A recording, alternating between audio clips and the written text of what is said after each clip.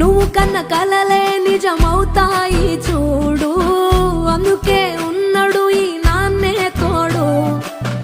దశరథ మహారాజే నాన్నై పుట్టాడు, నువ్వు రాముడంత ఎదగరనేడు.